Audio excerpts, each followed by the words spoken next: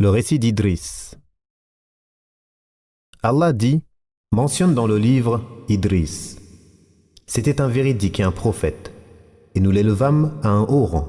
Certains savants sont d'avis que c'est à lui que le prophète fait référence lorsqu'il fut interrogé par Muawiyah ibn al-Hakam as-Sulami à propos de l'écriture sur le sable. Il dit, un prophète écrivait de la sorte. De nombreux exégètes et jurisconsultes prétendent qu'il fut le premier à parler de la géomancie en traçant sur le sable, et ils le nomment le lion des lions, forgeant de nombreux autres mensonges sur lui, de la même manière qu'ils ont menti sur de nombreux prophètes, savants, sages et pieux. La parole d'Allah, et nous l'élevâmes à un haut rang, est confirmée par le hadith du voyage nocturne, où il est dit que le prophète l'a rencontré au 4e ciel. Mujahid rapporte à propos de la parole d'Allah, et nous l'élevâmes à un haut rang. Idris n'est pas mort, mais il a été élevé au ciel tout comme Isa.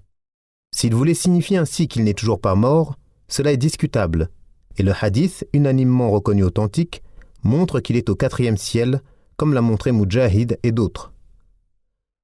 Al-Bukhari a dit, on rapporte d'Ibn Mas'ud et d'Ibn Abbas que Ilyas est Idris.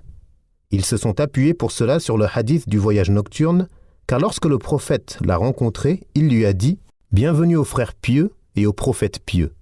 Et il n'a pas dit comme Adam et Ibrahim « Bienvenue aux prophètes pieux et aux fils pieux ». Ainsi, si vraiment il faisait partie de ses ascendants, il n'aurait pas dit autre chose que ce qu'ont dit Adam et Ibrahim. Mais cela n'est pas une preuve évidente, car le transmetteur du hadith a pu ne pas bien mémoriser, ou encore il a pu lui dire cela par assimilation et humilité, et ainsi ne pas se présenter comme un père pour lui, comme ont pu le faire Adam, le père de l'humanité, et Ibrahim, l'ami privilégié d'Allah et le plus grand prophète doué de résolution après Muhammad.